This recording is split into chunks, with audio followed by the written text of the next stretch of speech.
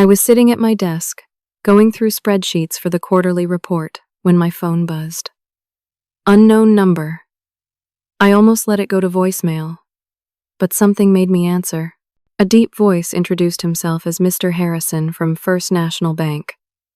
His tone was grave, professional, worried. He needed to see me immediately. There had been unusual activity on my trust fund account.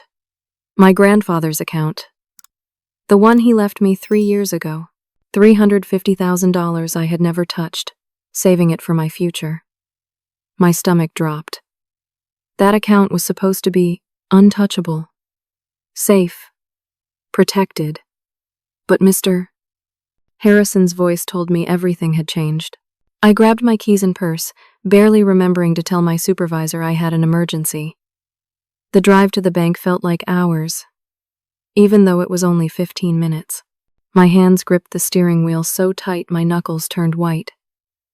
Grandpa had been so careful when he set up that trust. He made sure I would be taken care of after he was gone. He knew I was the responsible one, the one who worked hard, who saved every penny. He trusted me with his legacy. And now, something was wrong. Mr. Harrison's office was small but neat, with certificates lining the walls and a large mahogany desk between us. He pulled out a thick folder and spread papers across the surface. Bank statements, withdrawal slips, transaction records. My eyes scanned the numbers and dates, not understanding at first. Then, the reality hit me like a freight train. $30,000 withdrawn on June 15th. $40,000 on July 22nd. $25,000 on August 3rd. The list went on and on. $50,000 here, $45,000 there. Over the past 3 months, $310,000 had disappeared from my account. Money I never touched. Money I never authorized anyone to touch. I didn't sign anything, I whispered, my voice shaking. I never approved any of this. Mr. Harrison looked uncomfortable, his fingers drumming on the desk. Miss Dixie, according to the terms your grandfather set up, your parents are co-managers of the account until you turn 30. They have legal access to make withdrawals. The words hit me harder than a physical blow. I remembered now.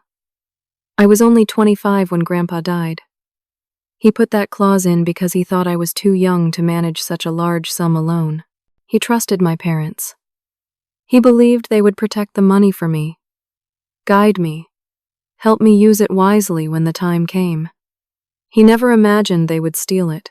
I left the bank in a daze, the folder of evidence clutched in my hands.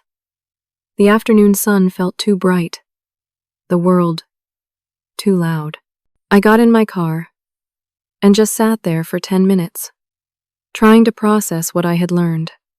My parents had stolen from me. Not borrowed, not asked. Stolen. $310,000. Nearly everything Grandpa left me. I drove straight to their house, a modest 2-story colonial in the suburbs where I grew up. It was 4 in the afternoon. Mom's car was in the driveway, along with Dad's sedan. Good. They were both home. I needed answers, and I needed them now. I didn't knock. This was the house I lived in for 18 years. I walked right in through the front door. Mom was in the kitchen, chopping vegetables for dinner. The smell of roasted chicken filled the air. Dad sat in his usual armchair in the living room, reading the newspaper. A picture of suburban normalcy. A lie. I slammed the bank statements on the coffee table in front of Dad. Want to explain this? He looked up slowly, his reading glasses perched on his nose. His expression didn't change. No surprise, no guilt, just a slight tightening around his eyes. He knew this day would come. What's going on? Mom appeared in the doorway, wiping her hands on a dish towel. They want to know why we withdrew money from the trust fund, Dad said calmly, folding his newspaper. We? I nearly shouted. You mean why you stole from me? Don't be dramatic, Dixie. Dad's voice was cold, measured. That money belongs to the family. Your mother and I have every legal right to access it. Legal, right? I couldn't believe what I was hearing. Grandpa left that money for me. For my future. For my education. For a house. For emergencies. Not for you to help yourselves. Mom crossed her arms defensively. Your sister needed help. She was struggling. Chloe? My voice rose another octave. What does Chloe have to do with this? We bought her a condo, Mom said, as if it were the most reasonable thing in the world. She needed a nice place to live. And she needed a car. Her old one kept breaking down. I felt dizzy. How much did you spend on Chloe? Dad shrugged. The condo was $200,000. The BMW was $45,000. Then there were furnishings, her credit card debts, some other expenses. Credit card debts? I repeated. You paid off her shopping sprees with my inheritance? You've always been self-sufficient, Dad said, standing up to face me. You have a good job. You don't need the money. Chloe struggles. She needs more support. The unfairness of it crashed over me. I had been working since I was 16. I put myself through college. With scholarships and part-time jobs. I lived in a tiny studio apartment because that was what I could afford. I drove a 10-year-old Honda. I saved every dollar. And my parents never helped me. They said I was capable, independent, that I didn't need their support. But Chloe? Chloe dropped out of college after one semester. She moved back home and worked occasional retail jobs. She went on shopping sprees and took expensive vacations she couldn't afford, and my parents enabled every bit of it. Now I knew why. They were using my money. I want it back, I said. My voice steady, despite the rage building inside me. Every penny. You're going to return what you stole, Dad laughed. Actually laughed. There's nothing left to return, sweetheart. The money is spent. The condo is in Chloe's name. The car is hers. It's done. Then I'll sue you. I'll take you to court. Go ahead, Dad said, his face hardening. We did nothing illegal. We had full authority to manage that account. Any judge will see that. Mom's eyes filled with tears, but they looked fake, rehearsed. How can you threaten your own parents? After everything we've done for you? We raised you, fed you, clothed you, and this is the thanks we get? You stole my future, I shouted. We gave you life. Dad roared back, his face turning red. You ungrateful, selfish child. Get out of this house. Get out right now. Richard, Mom said weakly. But she didn't tell him to stop. No, Patricia. She wants to act like we're criminals? She can leave. And she doesn't need to come back. Behind me? I heard footsteps on the stairs. Chloe appeared, wearing a brand new designer dress I recognized from the boutique downtown. $3,000. On her arm was a Gucci bag, another $3,000. She looked at me with a mixture of pity and contempt. You're really making a scene, aren't you? Chloe said, examining her manicured nails. So dramatic. You knew, I said, my voice breaking. You knew they were taking my money. She smiled. A cold, satisfied smile. Of course I knew. And I'm not sorry. You've always had everything together, Dixie. Perfect grades, perfect job, perfect life. It's my turn to have something nice. I looked at the three of them standing there, united against me. My own family. People who were supposed to love me, protect me, support me. Instead, they had conspired to rob me of my grandfather's gift. The only person who had ever truly cared about my future. I turned and walked out without another word.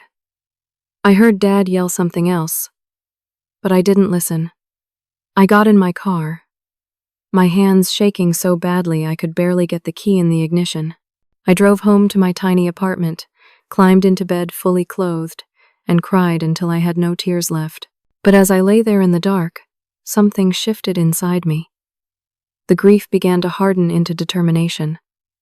They thought I would just accept this. They thought I was too weak, too obedient, too afraid to fight back. They were wrong. I was my grandfather's granddaughter. He had been a fighter. He built his business from nothing.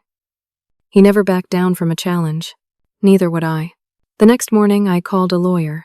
Angela Martinez's law office was in a converted brownstone downtown, warmly decorated with plants and artwork that made it feel less intimidating than typical legal offices. She was recommended by a coworker who had used her for a custody dispute. Angela had a reputation for being tough, smart, and fearless. I spread all my documents across her conference table. Bank statements, the trust agreement, copies of the withdrawal slips, screenshots of text messages, where Mom had lied about needing money for household repairs. Angela examined everything methodically, making notes in a leather notebook. After an hour, she looked up with sharp, intelligent eyes. "Dixie, I need you to understand something. Your parents technically had the legal authority to make these withdrawals as co-managers. That's going to make a simple theft case difficult." My heart sank. "So there's nothing I can do?" "I didn't say that." Angela flipped to page 12 of the trust document. "Look at this clause here. Section 7, subsection C. Did you read this carefully? When your grandfather passed?" I shook my head. I was grieving. My parents said they'd handle everything. I bet they did. Angela's expression hardened. "This is what's called a safeguard clause. Your grandfather was a smart man. He knew that giving someone else access to your account was risky, even if those people were family, so he built in protection." She pointed to the dense legal text. "It says here that if any withdrawals exceeding $50,000 in a single quarter are made without written consent from both the beneficiary and the co-managers, the account automatically triggers a protective mechanism. The bank is required to freeze all further transactions and conduct an audit of the account activity." "Why didn't the bank do this sooner?" I asked, confused. "That's a good question. I suspect this clause wasn't properly flagged in their system when the account was set up. But once triggered, it's binding. And according to these statements, your parents withdrew well over $50,000 every quarter for the past 3 months. None of these withdrawal slips have your signature." Hope flickered in my chest for the first time since yesterday. "So what does that mean?" "It means we can argue your parents violated the terms of the trust by not obtaining your written consent. We can petition the court to freeze any remaining assets purchased with the trust funds and compel your parents to make restitution. But there's more." Angela pulled up something on her laptop. "If we can prove your parents acted in bad faith, knowing they were violating the terms, this becomes fraud. Criminal fraud." The word hung in the air between us. Criminal. My parents could face criminal charges. "I need to warn you," Angela said gently. "This will get ugly. Your parents will fight back. They'll hire lawyers. They'll try to paint you as the villain.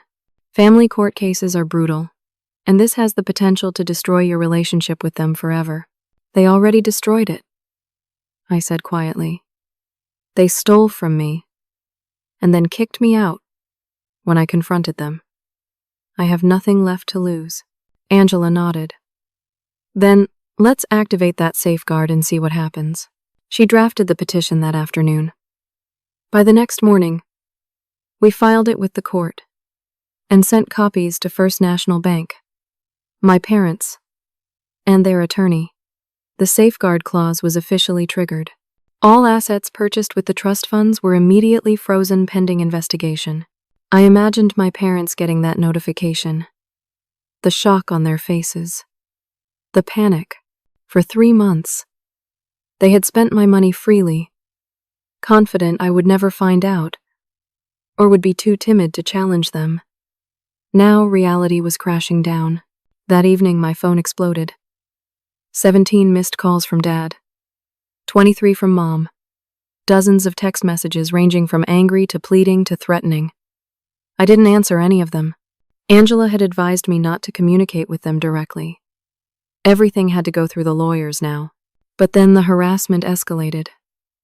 Mom posted on Facebook, "Heartbroken that my daughter has chosen money over family. I raised her better than this. Praying for her soul." The post got hundreds of sympathetic comments from relatives and family friends. People I had known my whole life were now calling me greedy, ungrateful, cruel. Chloe was even worse. She went on Instagram with a video, makeup smeared from crying, talking about how I was trying to destroy the family because I was jealous of her happiness. "My sister has always resented me," she sobbed to her 15,000 followers. "Now she's trying to take everything away. She can't stand seeing me succeed." The video went viral in our community. Suddenly, I was the villain in a story I didn't even recognize. People I barely knew were sending me hateful messages. Someone left a nasty note on my car windshield. A former high school friend posted a long rant about how I had always been selfish and cold. The isolation was crushing. I had lost my family, and now I was losing my social circle too. Only Angela believed in me. Only Angela knew the truth. Then, just when I thought things couldn't get worse, they did. Dad didn't just fight back legally. He went after my livelihood. 1 week after I filed the petition, my supervisor, Miss Fletcher, called me into her office. Her expression was grave. "Dixie, I received an anonymous complaint about you," she said, sliding a printed email across her desk. "It alleges that you've been falsifying expense reports and possibly embezzling funds from the company." I felt the blood drain from my face. "That's not true. I would never." "I want to believe you," Miss Fletcher said. "But I have to take this seriously. We're going to need to conduct an internal audit of your accounts. Until that's complete, I'm placing you on paid administrative leave." I walked out of that office in shock. Paid leave sounded better than being fired, but everyone would assume I was guilty. Word would spread through the office within hours. My reputation would be destroyed. I knew immediately who was behind this. Dad had connections in the business community. He knew people at my company. This was his retaliation. He was trying to ruin me, completely. That night, Angela called with more news. Her private investigator had been digging into my parents' finances. What he found was explosive. "Dixie, your father has a gambling problem," Angela said bluntly. "A serious one. He's been going to a casino in Atlantic City regularly for the past 2 years. He owes them over $100,000 in unpaid markers. That's why he needed your trust fund. He was about to be sued by the casino, possibly face criminal charges for fraud." The revelation hit me like a punch to the gut. This wasn't about helping Chloe at all. This was about Dad saving himself. He had used my money to pay off his gambling debts, to protect himself from the consequences of his addiction. Chloe's condo and car were just cover stories, ways to hide what he had really done. "There's more," Angela continued. "Your mother knew. She was complicit. We have emails between them, discussing how to access the trust fund without you finding out. This isn't just poor judgment, Dixie. This is calculated theft. I should have felt vindicated. This was proof of their betrayal, evidence that would win my case. But instead, I felt sick. My father was a gambling addict. My mother was his accomplice. My whole childhood, the family I thought I knew, had been a lie. And then came the final blow of this terrible week. I was walking to my car in the parking garage after buying groceries when I heard footsteps behind me. Before I could turn around, someone grabbed my arm roughly. I screamed and tried to pull away, but the grip was strong. "Shut up," a male voice hissed. "Derek, Chloe's boyfriend." He shoved me against the concrete wall, his face inches from mine. Up close, I could see the anger in his bloodshot eyes. "You think you're so smart, don't you? suing Chloe's parents, trying to take away her home. "You're a selfish witch. Let go of me," I said, trying to keep my voice steady even though I was terrified. "Chloe is devastated. She might lose everything because of you. Drop the lawsuit, or you'll regret it." I said, "Let go." I tried to push him away, but he was much stronger. He grabbed my throat, not squeezing but threatening. "I'm not playing around. You have 1 week to drop this, or next time I won't be so nice." "Hey!" a voice shouted from across the parking garage. An older man, one of my neighbors, was running toward us. Derek immediately released me and took off running in the opposite direction. My neighbor, Mr. Thompson, reached me as I slid down the wall, shaking. "Are you okay? Should I call the police?" "Yes," I managed to say. "Please call the police." The police came, took my statement, photographed the red marks on my throat and arm. They put out a warrant for Derek's arrest for assault and criminal threatening. I also filed for a restraining order, which the court granted the next day, but the damage was done. I no longer felt safe. Derek knew where I lived. He could come back. And if he was willing to physically attack me, what else might he do?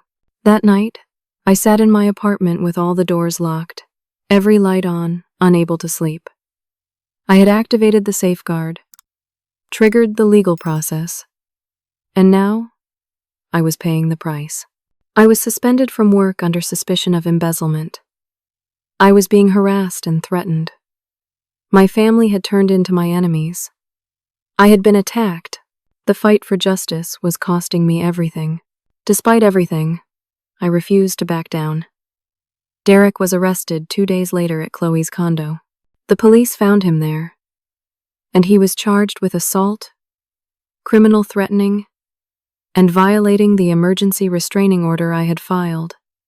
His bail was set at $20,000. Chloe had to scramble to find the money, eventually borrowing from her friends because my parents' assets were still frozen. Meanwhile, Angela's investigator kept digging. The private detective, a former police officer named Marcus Chen. Wait, I can't use Chen. Let me restart this section with the correct name. Meanwhile, Angela's investigator kept digging.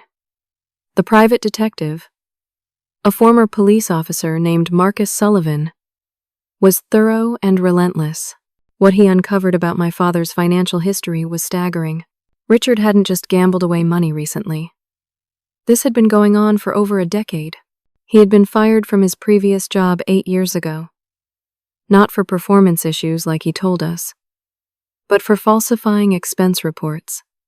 He had been padding his business travel costs and pocketing the difference. When the company's audit caught him, they gave him a choice: resign quietly or face criminal charges. He resigned. But the debts from his gambling didn't disappear.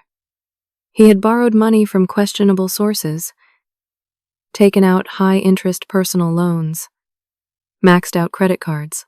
When the casino threatened to sue him for the unpaid markers, he was desperate. That's when Grandpa died and left me the trust fund. It must have seemed like a gift from heaven to him, a way out of his mess. What made it worse was that Mom knew everything. Marcus found emails dating back 2 years where Patricia and Richard discussed their financial problems.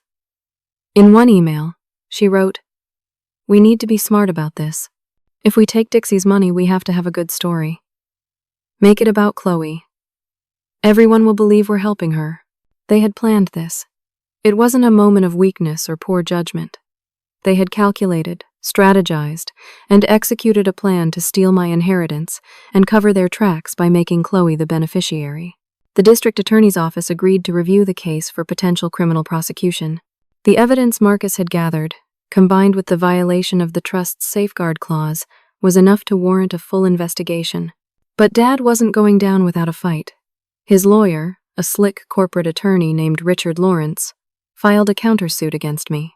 They claimed I was slandering my parents, causing them emotional distress, and damaging their reputation in the community. They were asking for $200,000 in damages. It was absurd, offensive, and clearly meant to intimidate me. But it worked in one way. The local news picked up the story. Daughter sues parents over trust fund. Family battles in court read the headline. The article painted it as a family squabble over money, not the theft that it actually was. My phone wouldn't stop ringing with calls from reporters. I didn't answer. Angela handled all media inquiries with a simple statement. Miss, Dixie is seeking to protect assets that were unlawfully taken from a trust established for her benefit. The matter is in the hands of the authorities. Then came the day I had been dreading. Miss Fletcher called me in for a meeting about the embezzlement allegations. I drove to the office early in the morning, my stomach in knots. I had worked at this company for 6 years. I had perfect performance reviews. I had never taken so much as an unauthorized pen home. And now I was being investigated for theft. Miss Fletcher's expression was neutral when I sat down. Next to her was Harold Patterson, the company's chief financial officer. He had a stack of files in front of him. Dixie, we've completed our audit of your accounts and expense reports, Mr. Patterson began. I want you to know that we found absolutely no evidence of any wrongdoing. Every expense you submitted was properly documented, approved, and legitimate. Every financial transaction you handled was accurate and appropriate. Relief flooded through me so intensely I almost cried. Furthermore, Miss Fletcher added, her expression softening, we traced the source of the anonymous complaint. It came from an email account that we were able to link back to your father's IP address. He made false accusations against you in an attempt to damage your employment. We're considering legal action against him for making fraudulent claims, Mr. Patterson said. But that's our decision, not yours. What I want you to know is that you're completely cleared. We're sorry you had to go through this, and we'd like you to return to work immediately. I thanked them both, my voice shaking with emotion. As I walked out of the office, I felt like I could breathe again for the first time in weeks. But the relief was short-lived. That evening, Angela called with an update from the district attorney's office.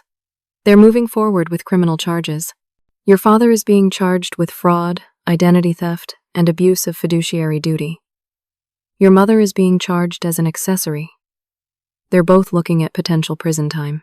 How long? I asked, not sure how I felt about the answer. If convicted, your father could get 5 to 10 years. Your mother, 3 to 7, as an accomplice. But that's if they don't take a plea deal. Part of me felt vindicated. Justice was being served. But another part of me felt hollow. These were my parents, the people who raised me, who taught me to ride a bike, who came to my school plays. Yes, they had betrayed me horribly. Yes, they had stolen from me and tried to ruin my life when I fought back. But they were still my parents. I know this is hard, Angela said gently. You don't have to make any decisions right now about whether you want to make a victim impact statement or anything like that. Just focus on taking care of yourself. But taking care of myself was getting harder. The stress of the past month was taking its toll. I wasn't sleeping well. I had lost weight because I barely had an appetite. I jumped at sudden noises. I kept checking over my shoulder, even though Derek was in jail. My phone buzzed with a text from an unknown number. You're going to pay for what you did to this family. I showed it to the police, but they said it was probably just harassment from a friend or relative of my parents. Unless there was a direct threat, there wasn't much they could do. I changed my number that same day. The preliminary hearing was scheduled for 2 weeks away. Angela said it would be brief, just to establish that there was enough evidence to proceed to trial. But I would have to be there. I would have to sit in the same courtroom as my parents, face them, possibly testify about what they had done. I didn't know if I was strong enough. The preliminary hearing was held in a stark, intimidating courtroom that smelled like old wood and floor polish. I sat in the front row behind the prosecutor's table, Angela beside me. Across the aisle, my parents sat with their lawyer, Mr. Lawrence. Mom was crying quietly into a tissue. Dad stared straight ahead, his jaw clenched, refusing to look in my direction. The judge, a stern woman in her 60s named Judge Patricia Norton, reviewed the evidence that the prosecutor presented. Bank records showing the unauthorized withdrawals, the safeguard clause in the trust document, expert testimony from a handwriting analyst who had examined the withdrawal slips. That's when the bombshell dropped. Your Honor, the prosecutor said, we have conclusive evidence that the signatures on these 5 withdrawal slips, purportedly signed by the defendant's daughter, are forgeries. The defendant, Richard Harris, hired someone to forge his daughter's signature so that the withdrawals would appear legitimate. The courtroom erupted in whispers. Judge Norton banged her gavel. Order! I felt like I had been punched in the stomach. Dad hadn't just used his co-manager authority. He had actually faked my signature. That transformed this from a civil dispute about trust management into outright fraud. The handwriting expert took the stand and explained in detail how she had compared my actual signature from various documents with the signatures on the withdrawal slips. The differences were clear. The pressure patterns were wrong. The letter formations didn't match. The spacing was inconsistent. These were not my signatures. Mr. Lawrence tried to argue that this was circumstantial, that there could be other explanations, but the evidence was overwhelming. Dad had committed forgery, and in doing so, he had committed identity theft. Judge Norton ruled that there was sufficient evidence to proceed to trial on all charges. Bail was set at $50,000. Dad's face went pale.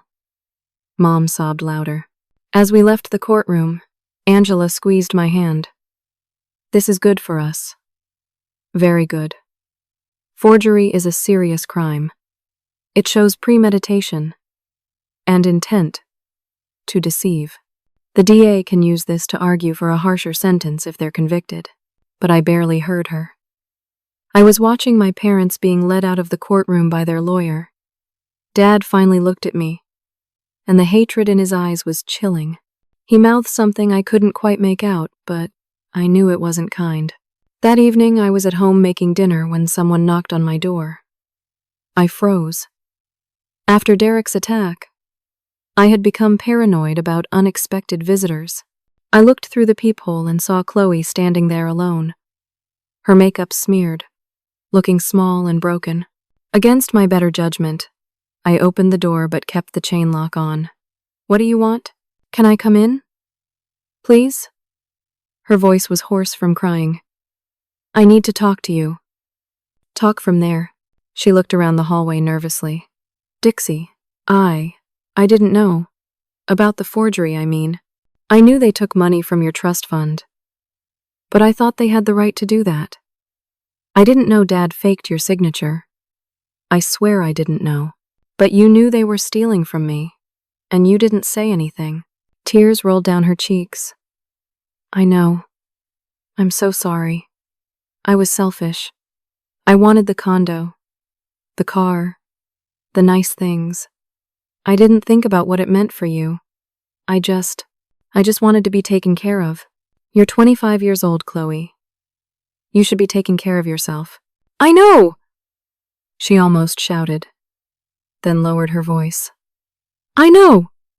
You're right. You've always been right. You worked hard. You were responsible. You never asked anyone for anything, and I took the easy way. I let Mom and Dad spoil me, and I never questioned where the money came from. Why are you telling me this now? Chloe wrapped her arms around herself. Because I heard what they said in court today. About Dad's gambling. About the casino debts. They didn't spend all that money on me, Dixie.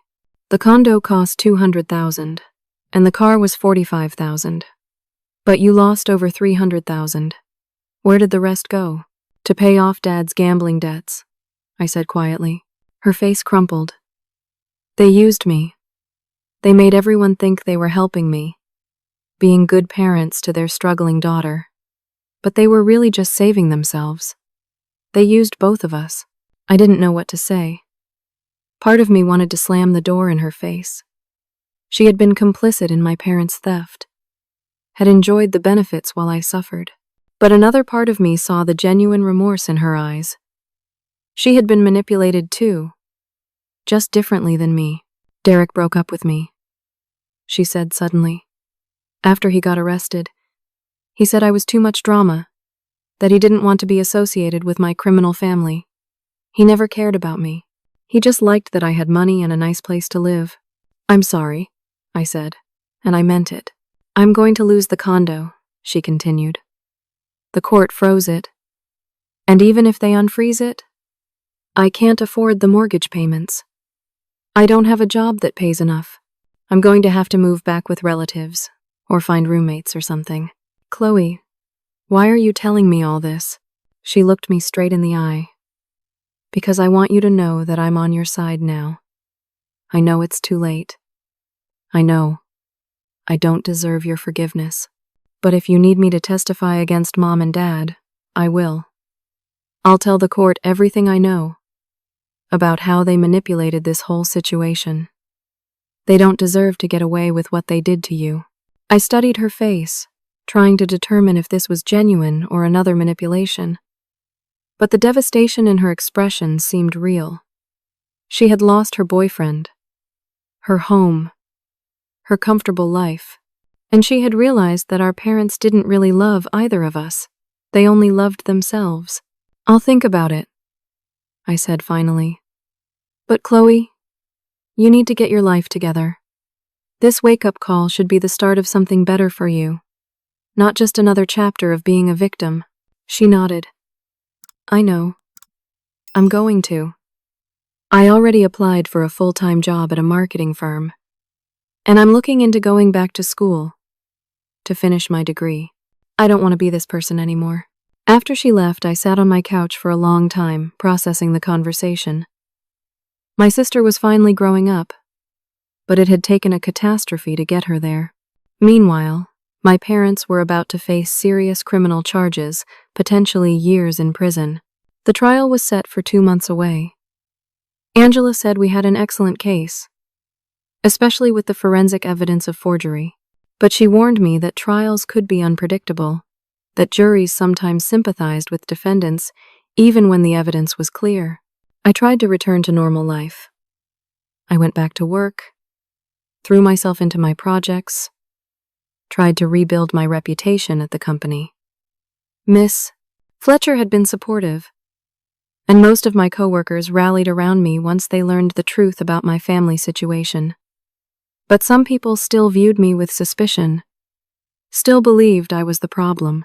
One evening, about 3 weeks before the trial, I got a call from an unknown number. I almost didn't answer, but something made me pick up. Dixie? It was a woman's voice. Older, vaguely familiar. This is your Aunt Helen, your father's sister. End of phys. I had not spoken to Aunt Helen in years. She lived in Ohio and rarely visited. Hi, I said cautiously. I wanted to call and tell you something. She began. Your father called me last week, asking if I would testify as a character witness at his trial. He wanted me to say what a good father he was, how devoted he was to his family. Are you going to do it? No, she said firmly. I'm not going to lie for him. Dixie, I need you to know something. Your father has had problems with gambling since he was in his 20s. My parents, your grandparents on the Harris side, bailed him out multiple times. They paid off tens of thousands of dollars in debts for him. They tried to get him help, but he refused treatment. When they died, they specifically didn't leave him a large inheritance because they knew he would gamble it away. They left most of their estate to me and your other uncle because we were responsible. This was news to me. I had no idea about any of this. Your grandfather on your mother's side knew about Richard's gambling problem, Aunt Helen continued. That's why he put those safeguards in the trust. He was trying to protect you from your father. I think he suspected Richard might try something like this someday. Tears welled up in my eyes. Grandpa had known. He had tried to protect me even from beyond the grave. The safeguard clause wasn't just general caution. It was specifically designed to stop my father. "Thank you for telling me this," I said quietly. "I'm sorry I didn't reach out sooner," Aunt Helen said. "I should have. If you ever need anything, a place to stay, someone to talk to, you call me. Okay? You're not alone in this." After I hung up, I cried for the first time in weeks. But these weren't tears of sadness or anger. They were tears of relief. Grandpa had known what kind of man his son-in-law was. He had put protections in place. He had believed in me, trusted me, even knowing he wouldn't be there to see me through it. The safeguard clause was his final gift to me. Not just the money, but protection. Insurance that if something went wrong, I would have recourse. He had given me the tools to fight back. I wouldn't let him down. The investigation continued to uncover more disturbing truths. Marcus Sullivan, Angela's private investigator, discovered that Dad's financial crimes went even deeper than anyone had suspected. He had not only stolen from me, but had also been systematically defrauding his current employer for the past 3 years. Marcus brought the evidence to Angela's office on a Tuesday morning. I was there reviewing my testimony for the upcoming trial when he walked in with another thick folder. "You're not going to believe this," Marcus said, spreading documents across the conference table. "Richard Harris has been creating fake vendor invoices at his company and approving payments to shell companies he set up. He's embezzled at least $80,000 over 3 years." I stared at the paperwork, my stomach turning. His company doesn't know? Not yet. Their accounting system is outdated. And apparently Richard was clever about spreading the fake invoices across different departments, so no single person would notice the pattern. But it's definitely him. Same MO as his previous employer. Angela immediately contacted the district attorney's office. Within 48 hours, investigators from the state's white-collar crime unit were interviewing employees at Dad's company. The case against him expanded dramatically. Now, he wasn't just facing charges related to my trust fund. He was looking at multiple counts of embezzlement, wire fraud, and money laundering. The DA added the new charges to the existing indictment. Dad's bail was revoked, and he was taken into custody. The judge ruled he was a flight risk, given the severity and scope of the charges. He would remain in jail until trial. Mom, meanwhile, continued to play the victim. She went on local television, tears streaming down her face, claiming she was an innocent bystander who had been manipulated by her husband. "I'm a traditional wife," she told the sympathetic interviewer. "I trusted Richard to handle our finances. I had no idea what he was doing," but the prosecutors had evidence that contradicted her claims. Emails showed Patricia actively participated in planning how to access my trust fund. Text messages revealed she knew about the forgery. Bank records proved she spent thousands of dollars from the stolen money on personal luxuries for herself. The day before Dad's company discovered his embezzlement, Patricia had purchased a $15,000 diamond necklace. When investigators searched their home, they found a closet full of designer clothes, handbags, and shoes, all bought within the past 6 months. All bought with money that didn't belong to them. Patricia was arrested at home 2 weeks after Richard. The police showed up at 8 in the morning with a warrant. Chloe called me, hysterical, from the scene. "They're taking Mom away in handcuffs," she sobbed. "Dixie, this is insane. What do I do?" "Call their lawyer," I said, trying to keep my voice calm even though my heart was racing. "There's nothing else you can do. Will you come over? Please? I'm alone, and I'm scared." I hesitated. Going to my parents' house felt dangerous emotionally, but Chloe sounded genuinely terrified, and despite everything, she was still my sister. I drove over to find news vans parked outside. Reporters were filming the house, getting footage for the evening news. Inside, Chloe was pacing frantically, her phone pressed to her ear as she tried to reach Mr. Lawrence. The house looked different than I remembered. Ransacked might be too strong a word. but the police had clearly searched it thoroughly. Drawers were open, papers scattered, cushions moved. They had taken computers, files, documents as evidence. What am I supposed to do?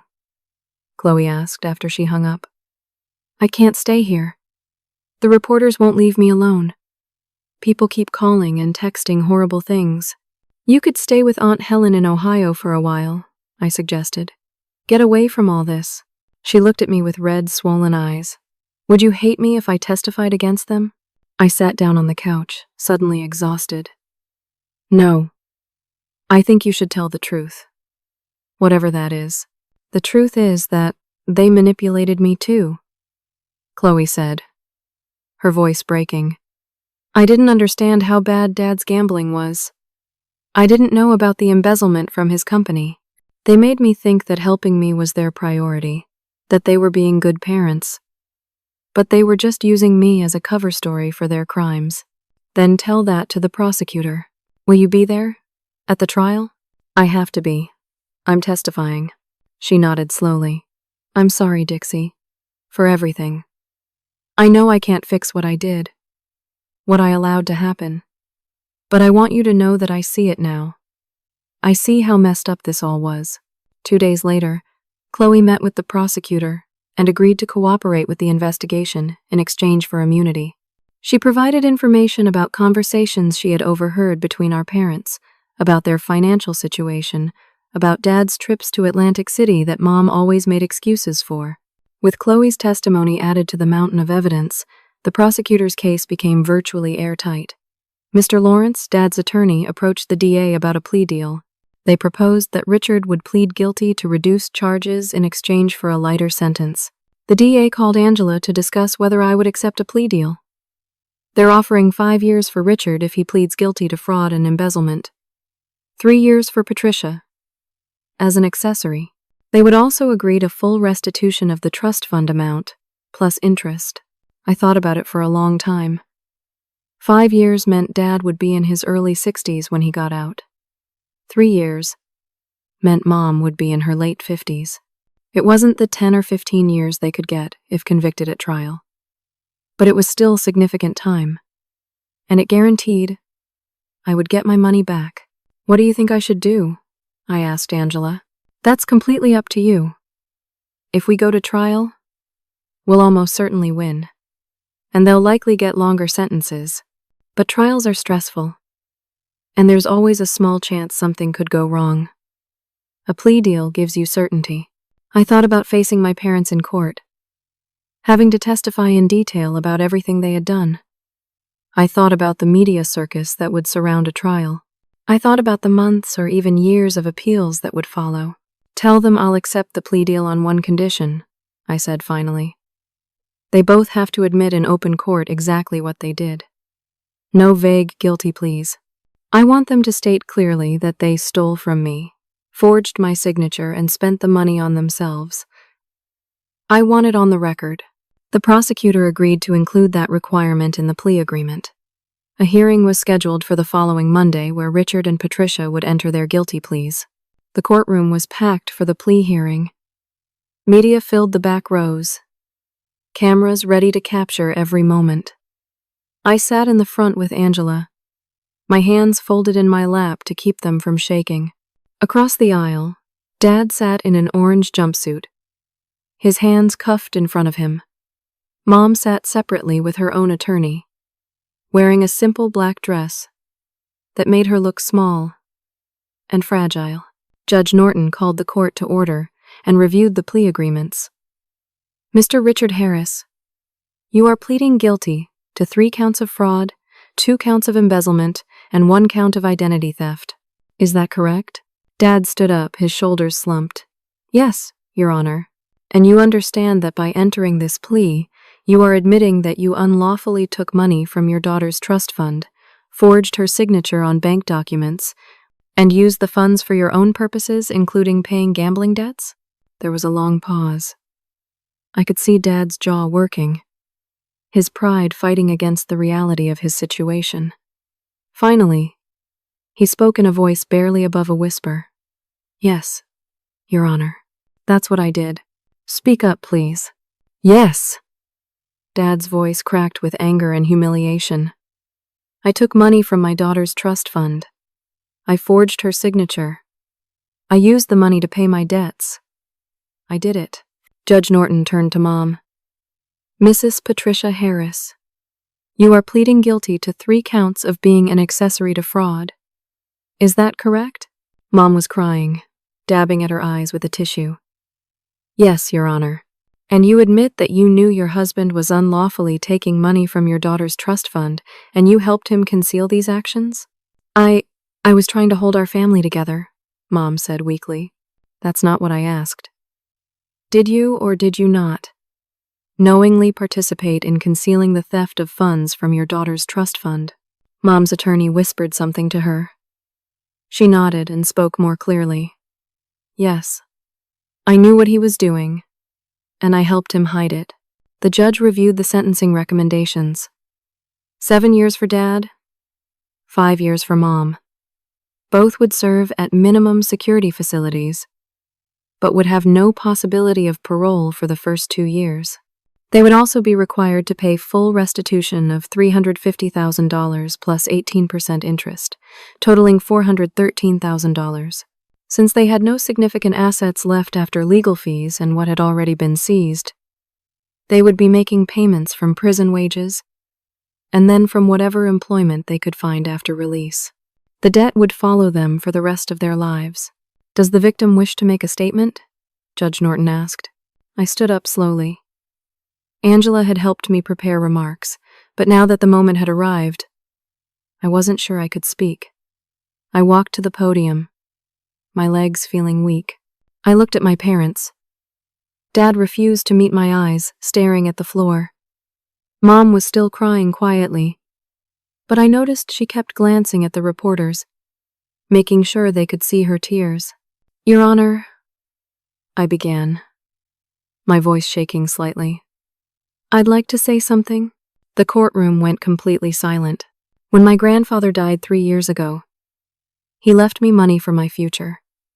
He worked hard his whole life to build that nest egg, and he wanted me to have opportunities he never had. He wanted me to be able to buy a home, start a business, or just have security. He trusted my parents to help me manage that money until I was older and more experienced. I paused, gathering my courage. What my parents did wasn't just theft. It was a betrayal of my grandfather's trust and mine. They didn't just take money. They took my sense of safety, my ability to trust my own family, my faith that the people who raised me actually loved me. When I discovered what they had done and confronted them, they didn't apologize. They justified it. They attacked me. They tried to destroy my reputation and my career, to cover up their crimes. Dad shifted uncomfortably in his seat. My father has a gambling addiction that has hurt people for decades. Instead of getting help, he stole from his own child. My mother enabled him every step of the way, caring more about maintaining appearances than doing what was right. They taught me a hard lesson, that biology doesn't guarantee loyalty, and that sometimes the people who should protect you are the ones you need protection from. I took a deep breath. I hope they use their time in prison to reflect on the choices they made. I hope they get help for the issues that led them down this path. But mostly, I hope they understand that actions have consequences, and that betraying your own family is one of the worst things you can do. I sat back down, my heart pounding. Angela squeezed my hand supportively. Judge Norton looked at my parents with an expression of disgust. I've been on the bench for 23 years. And I've seen many kinds of crimes. But crimes within families, parents stealing from their own children, are among the most reprehensible. You two had a responsibility to protect your daughter, to guide her, to be worthy of the trust her grandfather placed in you. Instead, you exploited that trust for your own selfish purposes. She looked directly at Dad. Mr. Harris, your gambling addiction does not excuse your behavior. It explains it, but it doesn't justify it. You had many opportunities to seek help, to be honest, to make different choices. You chose the path of deception and theft. Then she turned to Mom. Mrs. Harris, your claims of being an innocent victim manipulated by your husband are contradicted by overwhelming evidence. You were an active participant who spent stolen money on luxury items while your daughter worked hard to support herself. Your tears in this courtroom ring hollow. Judge Norton accepted the plea agreements and imposed the sentences. 7 years for Dad, 5 for Mom, restitution of $413,000. Both were immediately taken into custody to begin serving their sentences. As the bailiffs led them away, Dad finally looked at me. For just a moment, I thought I saw something like regret in his eyes. But then he looked away, and he was gone. Outside the courthouse, reporters swarmed us. Angela made a brief statement. Justice has been served today. My client is grateful that this difficult chapter is closing, and she looks forward to rebuilding her life. I didn't speak to the press. I just walked to my car with Angela, got in, and sat there for several minutes, processing what had just happened. It was over. Really over. My parents were going to prison. I would get my money back, or at least most of it. The legal battle was finished. But I didn't feel triumphant. I felt empty. Chloe met me at a coffee shop an hour later. She looked different. Less makeup, simpler clothes, her hair pulled back in a practical ponytail. She was working as a receptionist now and taking online classes to finish her degree. "How do you feel?" she asked quietly. "I don't know," I admitted. I thought I'd feel relieved or vindicated or something. But I just feel sad. Me too. She stirred her coffee absently. I keep thinking about how different things could have been if they had just been honest. If Dad had admitted he had a problem and got help. If Mom had stood up to him instead of going along with everything. Our family didn't have to be destroyed like this. No, I agreed. It didn't. We sat in silence for a while, 2 sisters trying to process the wreckage of our family. "What are you going to do now?" Chloe asked. "Live my life," I said simply. "Move forward. Build something better than what I came from." She nodded. "Can I be part of that? Your life? I mean? I know I don't deserve it, but I'd like to try to be a real sister to you, if you'll let me." I looked at her, seeing genuine remorse and determination in her eyes. She was trying. Really trying to become a better person. "We can take it slow," I said. "But yes, I'd like that." For the first time in months, I smiled. A real smile. 6 months passed. Spring arrived, bringing new growth and warmer days. I stood at the window of my new apartment, a bright 2-bedroom place with hardwood floors and a balcony overlooking the park. I had moved here 2 months ago, after receiving the first restitution payment of $220,000 from the liquidation of my parents' assets and the seized properties. The money was back in a trust fund, but this time with only my name on it. No co-managers. No one who could access it but me. The bank had implemented new safeguards, and I had also consulted with a financial advisor to ensure it was protected and invested wisely. My career had recovered and even thrived. Miss Fletcher had promoted me to senior accountant with a significant raise. My colleagues respected me not just for my work, but for my courage in standing up for myself. The company had even changed some of their policies around reporting financial misconduct because of what I had gone through. But the real healing hadn't been about money or career success. It had been about learning to trust again, to build healthy boundaries, and to understand that family could be chosen as well as born. Therapy helped immensely. Dr.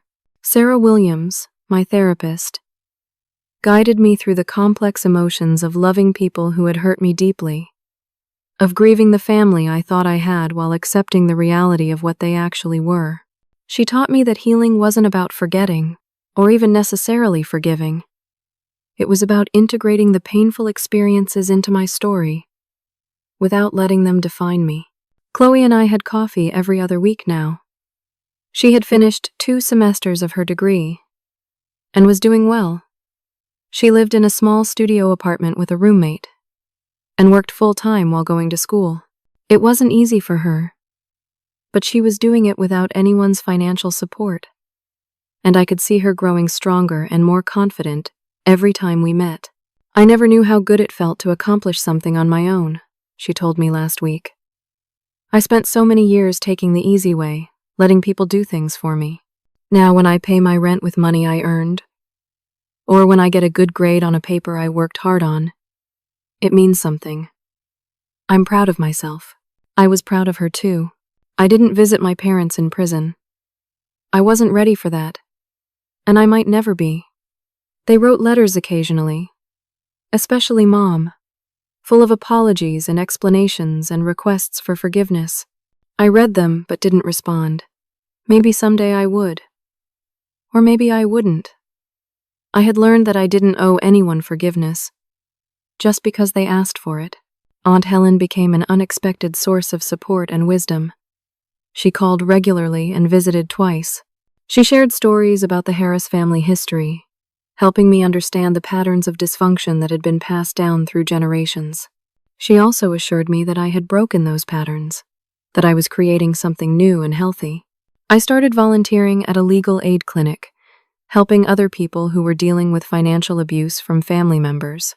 It was shocking how common it was. Parents stealing from children, spouses hiding money, adult children exploiting elderly parents.